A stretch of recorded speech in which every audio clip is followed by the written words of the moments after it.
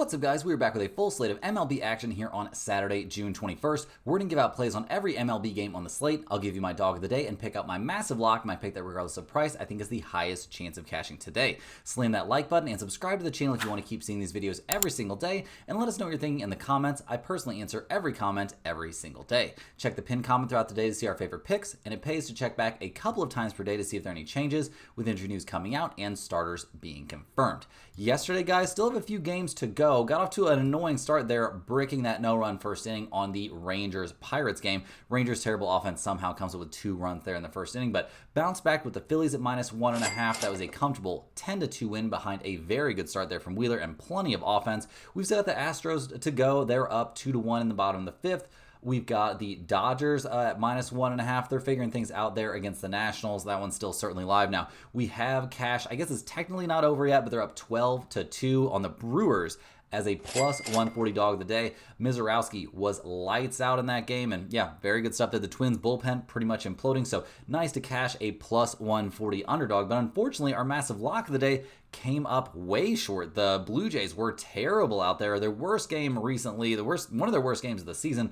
The bullpen for the White Sox outpitched the bullpen for the Blue Jays in a bullpen versus bullpen start. Not something that I would have ever expected. So that's an annoying one, but let's see if we can come away with wins there on the Astros and the Dodgers. Could still be a very solid day. We've also got our giveaway to roll for here, and we'll be doing that here in just a couple minutes. But guys, let's go ahead and hop in. We've got a ton of games on a very loaded Saturday slate. And first up, we'll be looking at the Detroit Tigers going on the road to take on the Tampa Bay Rays. The Tigers come into this game fresh off a 14-8 loss there in game 1 of this series in Tampa Bay. They'll try and bounce back, handing the ball to Sawyer Gipson-Long, who's yet to figure in a result this year. He's sporting a 3.97 ERA. This will be his 3rd or 4th outing on the year and his 2nd start. His last time out was 3 innings, 3 hits, 2 runs, one of which was earned in an 8-4 loss against the Reds.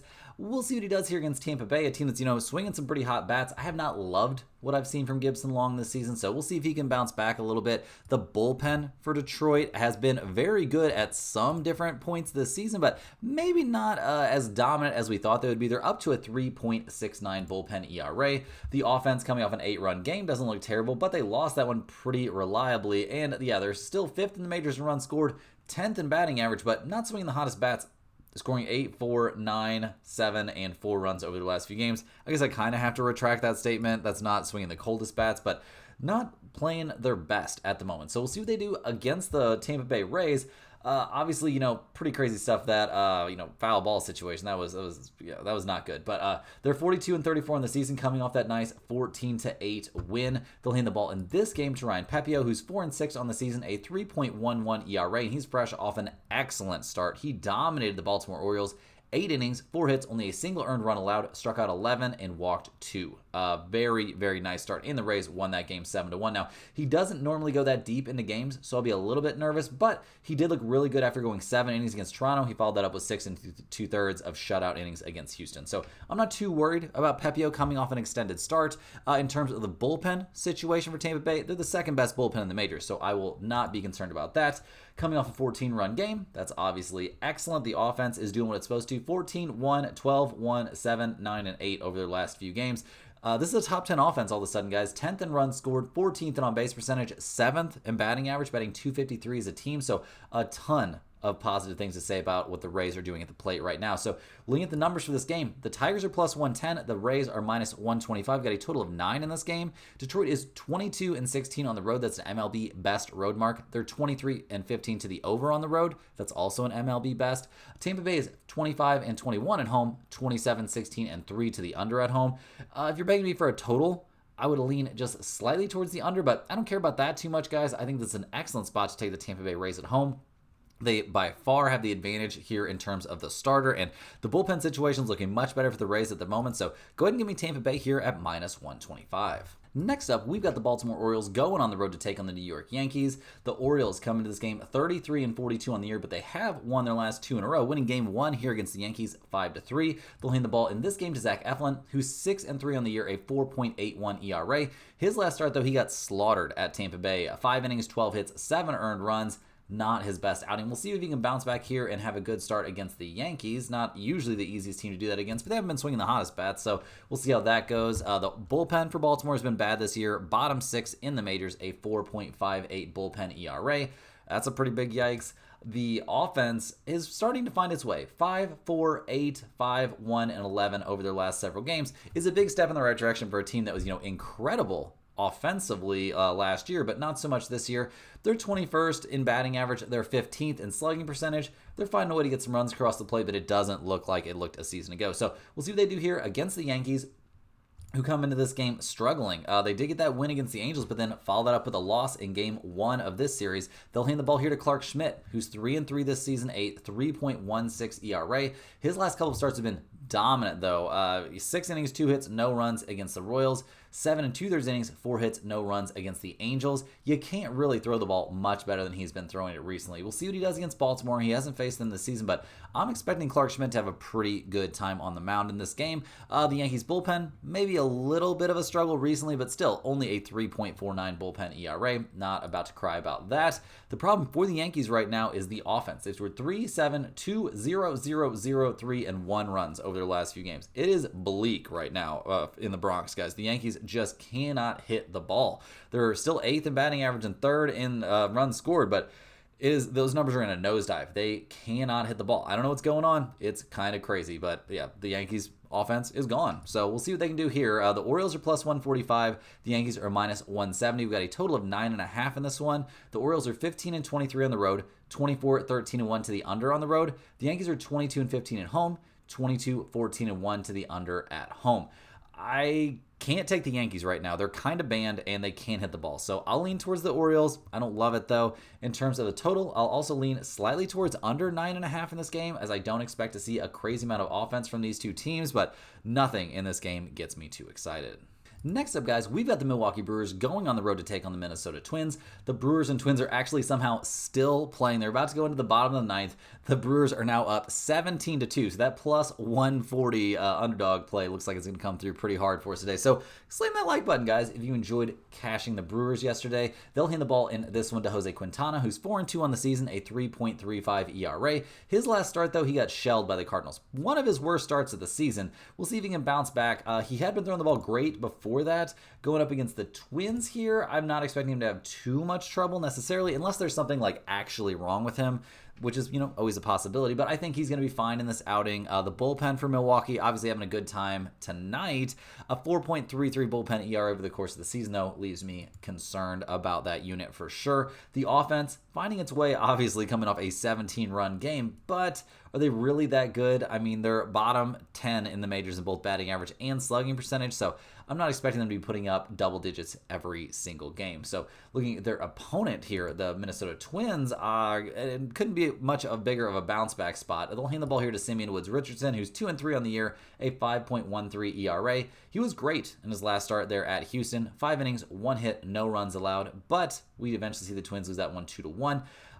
The 2 starts before that, he was terrible, getting destroyed by the Rangers and the Orioles. Kind of hard to see what you're going to get out of this guy, to be honest. He's not going to make a long start. That's not really his MO this season. Going up against the Brewers, we'll see, but I'm not expecting miracles from him. I'm also not expecting miracles from that Twins bullpen, a 3.73 bullpen ERA.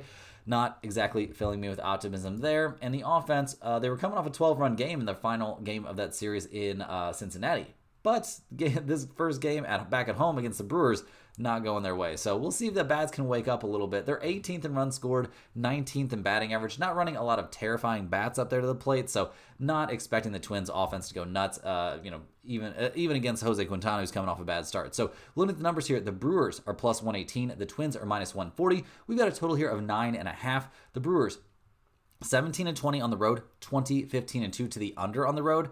The Twins 20-12 at home, 17-14-1 to the under at home.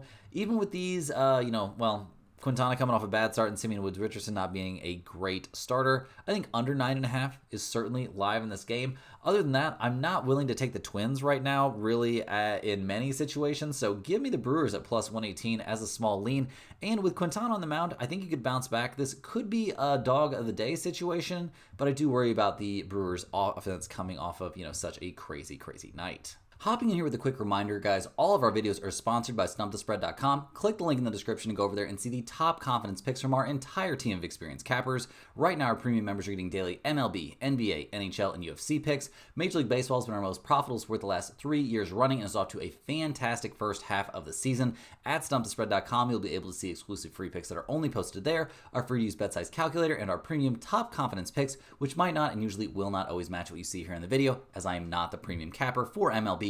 Over at Stump the Spread, we've got a guy that's, many, many more years of experience than me, some very sophisticated tools and algorithms that he uses to make his predictions. He's a monster, guys. He's an expert. He's taking every possible variable you can imagine, weather, history against specific pitchers, history in ballparks, lefties, righties, you name it, this guy knows what's up. So definitely consider going over there, checking out the premium content. Also, you got to go over to StumpTheSpread.com to get on our free email newsletter. It's great information, including free picks, parlays, information on niche betting like golf, NASCAR, tennis, you name it. It could be in those emails. It's absolutely free. All they need is your name and your email address to sign up for a free account, and you'll be getting that email every single day. It's great information, guys, straight to your inbox on the daily. So definitely get over there and check that out. Also, if you're a huge fan of what we're doing here every single day, now is the time that you've been waiting for, guys. If you're a channel member, to become a channel member, you just click that little join button right below the video, and that's how you get signed up. That's how you become a member, and that's how you become eligible for these giveaways we're about to be doing. This giveaway we're about to be doing right now, we're going to be giving away a Stump the Spread hoodie to one random channel member. We'll do this every single week. It's looking like it's going to be right now. As long as we can stay up around 80 channel members, we'll be doing one giveaway every single week. So we're going to go ahead here. We're waiting for a countdown. We are going to spin this wheel and see which channel member is going to win the hoodie shipped straight to your, not inbox, to your mailbox. It looks like it's going to be Paul Boren. Paul Boren, buddy, if you are watching this video, get down in the comments. Let me know that you won the giveaway, and we'll get in contact. I'll get your address and what size you want, and we'll get that shipped out to you as soon as possible. Usually people are getting their hoodies in 7-ish days, so a pretty quick turnaround time. So guys, let's go ahead and jump back in. We've got a ton of games to cover here the rest of the way, and next up we're going to be looking at the Cincinnati Reds going on the road to take on the St. Louis Cardinals. The Reds took the loss there in Game 1 of this series, falling 6-1 in St. Louis. They'll try to bounce back, handing the ball to Brent Suter, who, he's normally a bullpen guy, so it's going to be a full bullpen start there from Cincinnati, which doesn't have to be the end of the world for them, but the way the bullpen's looked recently, it's a pretty big concern. A 4.16 bullpen ERA is not great. This dude has only made, has he made a ton of appearances? Oh yeah, he has made a ton of appearances this season. Has he faced the Cardinals at any point? He did 3 2/3 innings back in late April, and he was fine over that stretch, but the Reds eventually lose that game 9-1. So we'll see what happens in this one. Not expecting miracles here for Cincinnati's pitching situation. The offense overall has been much better this year. They're 8th in runs scored and 11th in on-base percentage, but recently 1, 6, 4, 6, and 8 over their last few. Doesn't look terrible, but I'm not in love with what I'm seeing from the Reds right now at the plate. So we'll see what they can get done on the road against the Cardinals, who have now won 4 straight games. They'll be handing the ball to their ace, Sonny Gray, who is 7-2 on the season, a 3.84 ERA. His last start, not good. One of his worst starts of the season. It was at Milwaukee, 4 1/3 innings, 8 hits, 6 earned runs allowed in a 6-0 loss for the Cardinals.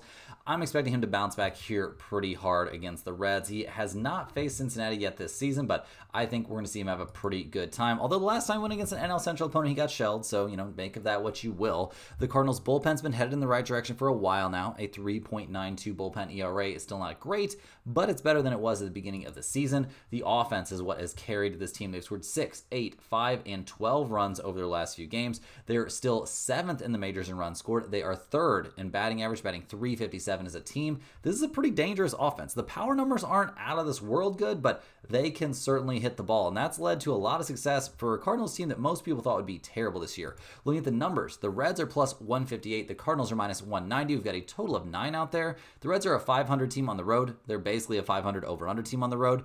The Cardinals are 22-14 at home. They are 20-14-2 to the over at home. I think over 9 is live in this game. I don't love it necessarily, but I do like the Cardinals here at minus 190 a good amount. Could it end up being our lock of the day? It's possible. I do worry a little bit about Sonny Gray, though. He's coming off a bad start, and usually when that happens, he has a nice bounce back. But I do worry about him a little bit, so it probably won't quite make it. Rolling along here, guys, we're looking at the Seattle Mariners going on the road to take on the Chicago Cubs. The Mariners got the 9-4 win there yesterday in a day game in Wrigley Field. They'll try and keep these rolling, handing the ball in this one to Emerson Hancock, who's 3-2 on the year, a 4.48 ERA. His last start was against the Guardians, and it was one of his best starts of the season. 7 innings, 2 hits, no runs allowed, and a 6-0 win there for Seattle. So we'll see if he's got another one like that in the chamber. That was a pretty dominant start. He obviously hasn't faced the Cubs yet this year, so we'll see what he does in this matchup. The bullpen for Seattle has been decent, not an amazing bullpen. A 3.70 bullpen ERA has them at least in the top half of the majors. The offense is taking a huge step forward. Obviously coming off a 9-run game has to feel good. They've cooled off a bit since a crazy start to the year. 16th in runs scored, 13th on base percentage, though. These are numbers they would have killed for last season. We'll see what they can do here against the Cubs, who are 45-30, losers of 2 in a row. They'll hand the ball in this game to Cade Horton. This young 23-year-old's been pretty good this year. 3-1, a 3.47 ERA. His last start, he shut down the Pirates. 5 2/3 innings, 3 hits, no runs allowed, in what was eventually a 2-1 extra inning loss for the Cubs. I mean, overall, this kid has been better than you could have realistically hoped for from a 23-year-old on a big league mound. So I think he'll be good in this outing. I think the Cubs will be pretty good here coming out of the bullpen, a 3.38 bullpen ERA. Not generally a huge problem. The offense, 4, 7, 5, and 3 runs over their last few. Not what we've come to expect from the Cubs this year. They're second in the majors in runs scored, 5th in batting average, batting .254 as a team. So I think they're due to bounce back a little bit. Is that going to happen against Emerson Hancock and the Mariners? That might be a big ask. We'll see what happens. Now, looking at the numbers for this game, the Mariners are plus 140. The Cubs are minus 170. We have a total of 12 in this game. The Mariners are a 500 road team. They're 17-16-1 to the over on the road. The Cubs are 24-11 at home. 16-16-3 to the over-under at home. No major lean on that crazy total number. I would kind of assume if the odds makers are making it that high, they know what they're talking about, so you might want to lean towards over. In terms of a side here, I will slightly lean towards the Cubs, but minus 170 is way too expensive of a price, and I don't love this spot for them that much. Next up, guys, we're looking at the other Chicago team. The Chicago White Sox are going on the road to take on the Toronto Blue Jays. The White Sox got the 7-1 win there in Game 1 of that series at Toronto. Wild stuff there. Not what you would have thought the White Sox would do in this spot coming off a doubleheader. Pretty nuts. They'll hand the ball in Game 2 to Aaron Savale, who's 1-3 on the season, a 4.67 ERA. He was with Milwaukee, got acquired by the White Sox, and immediately had a pretty good start there at the Rangers. 5 innings, 6 hits, 2 earned runs, in what was eventually a 2-1 loss. I mean, giving up 2 runs to the Rangers isn't a great outing. We'll see what he can do here against the Blue Jays. Could be a little bit tougher of a situation. The White Sox bullpen, nothing to brag about. Bottom third of the majors, a 4.26 bullpen ERA. And the offense, while they are coming off a 7-run game, and maybe you're swinging the bats a little bit better. 7, 6, 4, 2, and 1 runs over their last several games.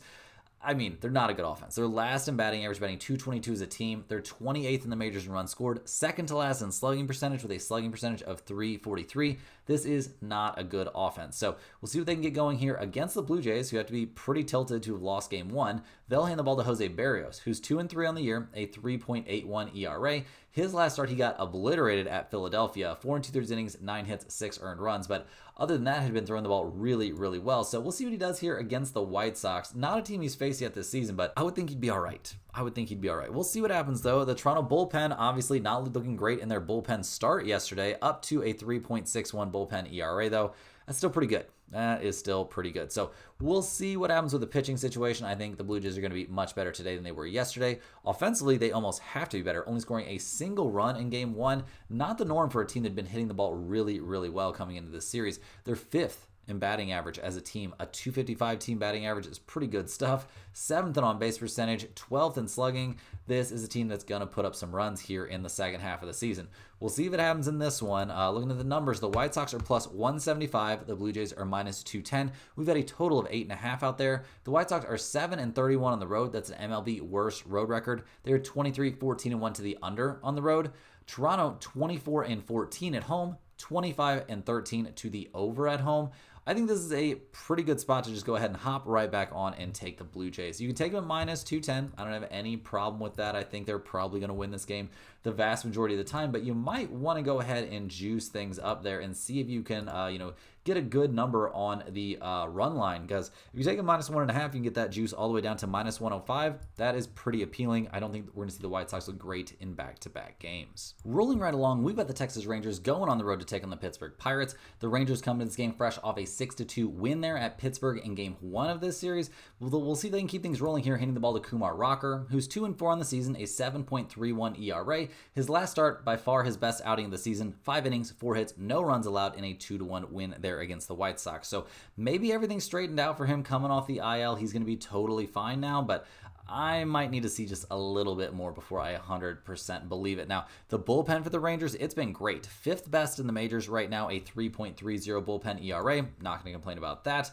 Offensively, this has been one of the worst teams in the majors this season, guys. I mean, they're 26th in runs scored. They're getting on base at a 239 clip. That is 28th in the majors. They're also 28th in slugging percentage. Like, just not a team that's going to put up a ton of runs. They've scored 6, 1, 3, 1, 2, 5, and 3 runs over their last several games. That's not great. So we'll see what they can get on the board here against the Pirates, who are having a bad year. They're 30-47 overall. They'll hand the ball in this game to Mitch Keller, who's 1-9 this season, a 4.08 ERA. His last start was against the Cubs, 6 innings, 3 hits, 2 earned runs allowed in a 3-2 extra inning loss. He did everything he could. We'll see what he can do against the Rangers. Generally speaking, I would say 4 out of his last 5 starts have been serviceable. He hasn't faced the Rangers yet this year, so we don't know about that, but he struggles to get run support, and he has struggled himself at times. So we'll see how things go for the Pirates here at home. The bullpen for Pittsburgh, a big part of their struggles this year. A 4.10 bullpen ERA. The ERA, though, is actually slightly improved from what we were seeing from them early on. The offense, though, still awful. Last in runs scored, they are 28th in the majors in batting average, batting 225 as a team. They are last in slugging percentage. This is one of the worst offenses in the majors. So looking at the numbers here, I'm a little bit surprised to see it listed as a coin flip. Both teams listed as -110. We've got a total of 8.5 out there. The Rangers are 13-23 on the road, 21-14-1 to the under on the road. The Pirates are a 500 team at home. They are 20-17-1 to the under at home. I mean, it's a Rangers game, so you have to consider the under, but I don't love it here. I do think this is a pretty good spot to take the Rangers, despite the fact they're on the road. Apparently, Kumar Rocker has things figured out. Even if he doesn't, that Rangers bullpen is very good. Although, if they do dig themselves in a hole, it's kind of hard for them to dig their way out. So, take a look at the Rangers here at -110. It could make the pin comment, at least maybe. Rolling right along here, guys, we've got the Boston Red Sox going on the road to take on the San Francisco Giants. These two teams are actually playing right now. At time of recording, they're in the top of the 5th inning with the Red Sox up 5-4. So we'll see how that one finishes up. Game 1 could be pretty interesting. Game 2 here, the Red Sox are going to hand the ball to Brian Bello, who's 3-1 on the year, a 3.49 ERA. His last start, one of his better starts this year. 7 innings, 3 hits, no runs allowed, struck out 8 and walked 3 in a 2-0 win against the then, or I guess still, slumping New York Yankees. Over his last 5 starts, I'll say he's been decent. I won't say he's been dominant. Against a team like the Giants, it's interesting to see what you'll really need to do to shut down the Giants' offense. Sometimes it's great. A lot of times it's pretty middle of the road, though. So looking at the bullpen here for Boston, that's been something of a strength for them. A 3.40 bullpen ERA, much better than they were at the very beginning of the year. The offense, though, seems like it is not as good.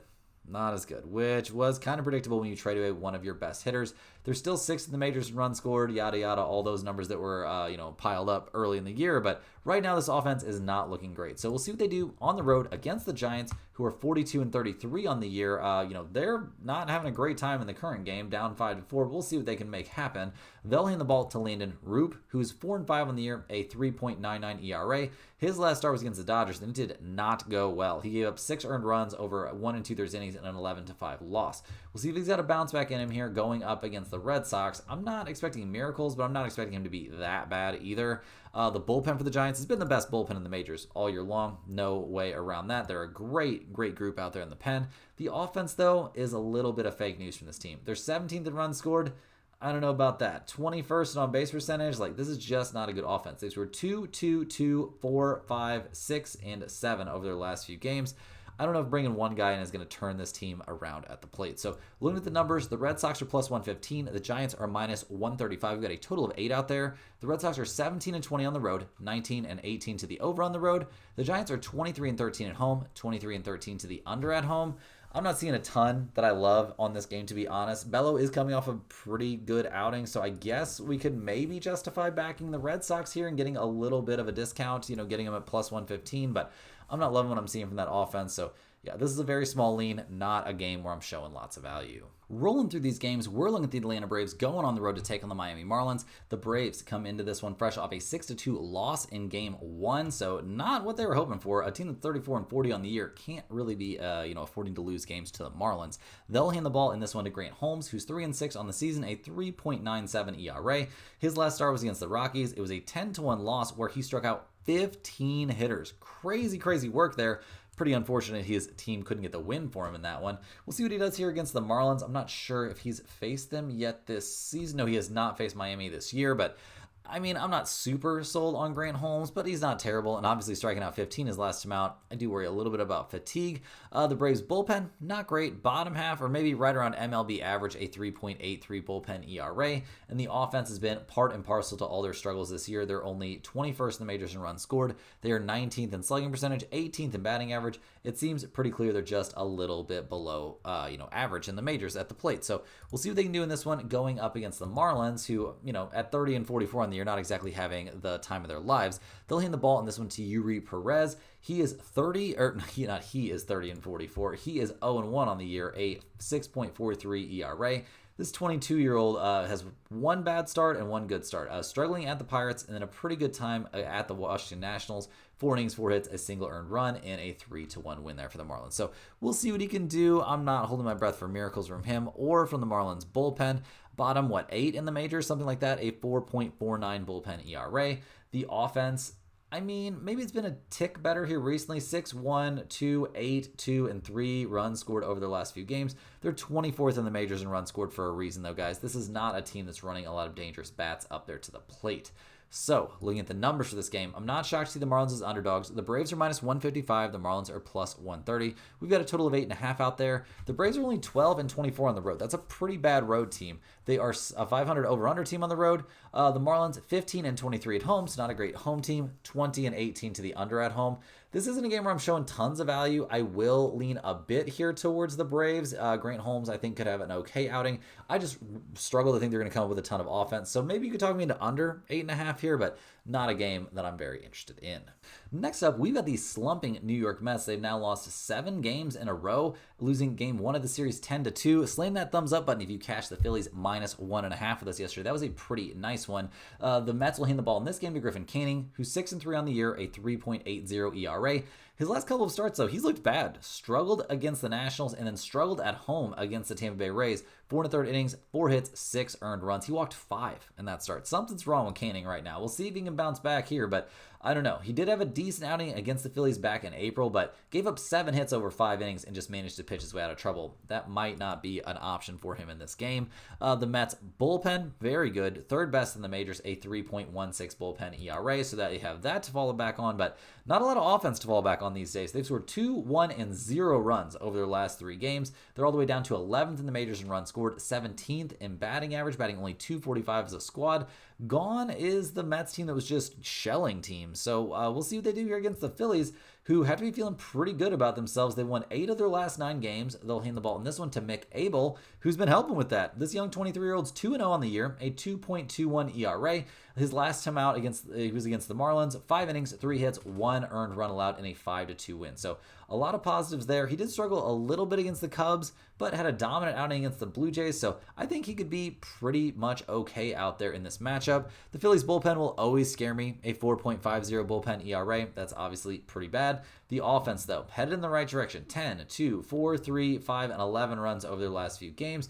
Guys like Trey Turner hitting the ball great. Schwarber's been hitting the ball hard all season long. They're 9th in runs scored, 4th in batting average as a team. This is a very, very potent offense. So looking at the numbers, I'm a little bit surprised at what I'm seeing. The Mets are plus 100. The Phillies are minus 120. We've got a total of 9.5. The Mets are 18-20 on the road, 23, 14, and 1 to the under on the road. The Phillies are 24-13 at home, 18, 16, and 3 to the over at home. I like the Phillies here at minus 120 quite a bit. I'm not scared to ride these young pitchers. Go ahead and give me Mick Abel in this one. I like the Phillies at minus 120, enough to probably put them in the pinned comment. Next up, we're looking at the Kansas City Royals going on the road to take on the San Diego Padres. The Royals and Padres are actually playing right now. The Royals are up 4-2 in the top of the 7th inning, so we'll see if they can finish that off. That would make them on a 4-game winning streak. They'll hand the ball here to Noah Cameron, hoping he can figure things out. He's 2-2 on the year, a 1.91 ERA. It seems like he might already have things figured out. He shut down the Athletics his last time out. A nice bounce back after getting shelled by the Yankees. He went 5 innings, gave up 4 hits, no runs, struck out 7, and walked 1. It was eventually a 3-2 loss for the Royals, but that was not his fault. Noah Cameron was great in that outing. The Royals bullpen, pretty good, a 3.37 bullpen ERA. That's 7th best in the majors right now, and I'm not worried about the bullpen. I do always worry about this team's ability or inability to produce runs. They are 29th in the majors in runs scored. They are 26th in on-base percentage. Just not a team that's putting up a ton of runs. I mean, we've seen some good stuff from them at points this year, and they're actually in the ball okay right now. I mean, 4 in their current game, 4 the game before that, 6 and 6 the games before then, but they can slump. So I worry about this offense for sure. We'll see how many runs they can put up against the Padres, who are 40 and 34 on the year. They're handing the ball in this game to Dylan Cease, who's not having a good season. He's 2-6, a 4.69 ERA. He just got shredded by the Dodgers his last time out. A dominant start on the 10th against the Dodgers, and then a terrible start at the Dodgers on the 16th. So we'll see if he's got a bounce back in him here going up against the Royals. Not the toughest hitting team, so it might be a decent get right spot, but he hasn't been right all year long. The Padres bullpen, though, has been very serviceable. Currently 6th best in the majors, a 3.33 bullpen ERA. The offense for the Padres, though, where has it gone, guys? They scored 5, 3, and 6 runs in 3 runs the game before that.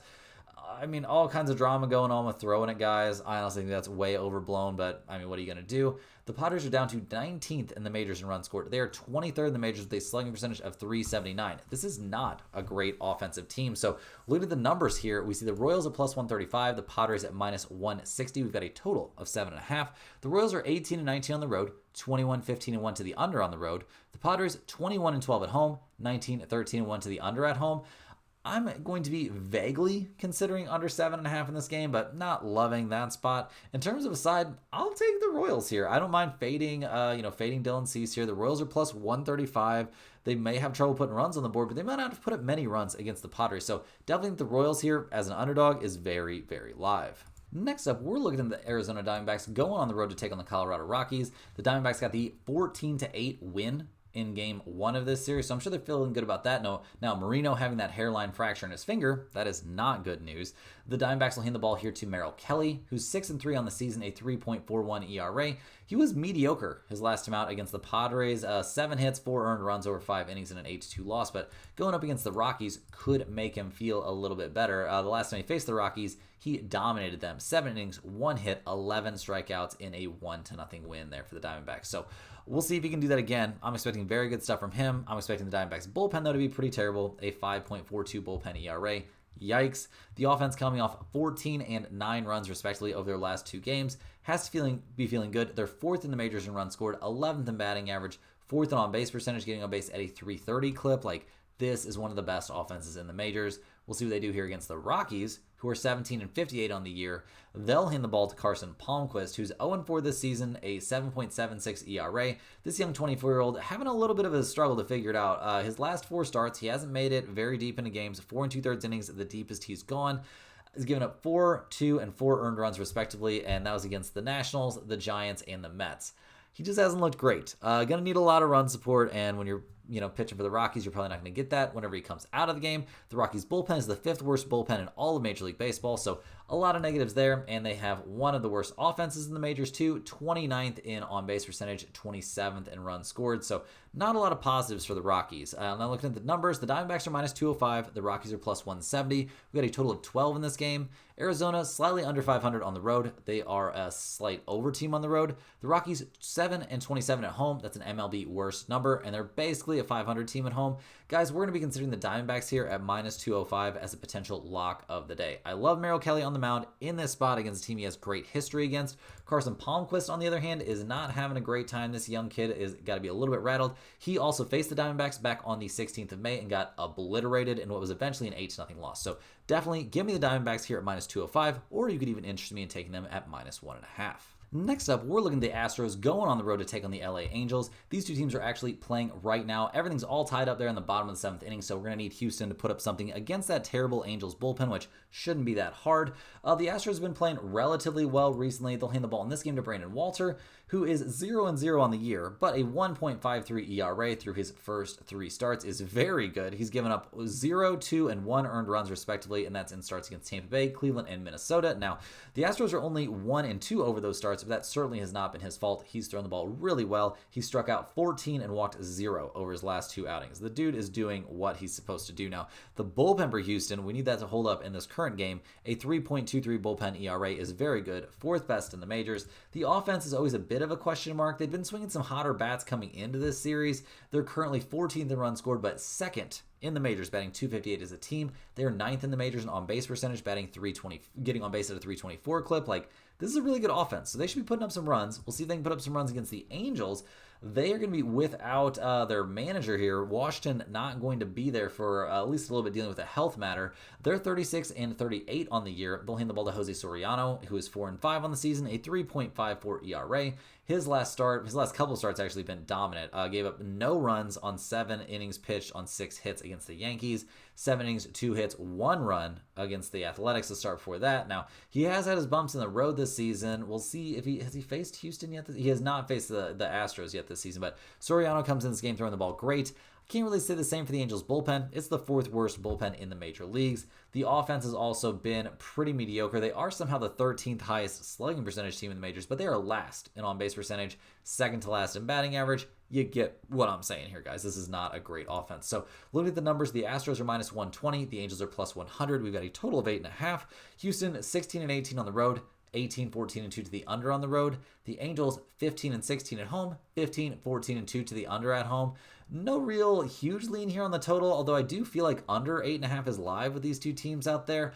I'm going to lean just slightly towards the Angels at +100 at home, just given that, they've got Soriano on the mound. He's been so good recently, but not a spot where I'm showing tons of value. Next up, the Cleveland Guardians are going on the road to take on the Sacramento Athletics, or just the Oakland Athletics, or the Athletics, however you want to say it. Right now, these two teams are in the bottom of the 7th inning, with the Athletics up 4-0. So Cleveland might be in a bounce back spot here as they hand the ball to Luis Ortiz, who's 3-8 on the year, a 4.64 ERA. He has not been having a good time. His last couple of starts have been pretty bad. Those were against Seattle and Cincinnati. We'll see if he's got a bounce back in him. Has he faced the Athletics this season? No, he has not.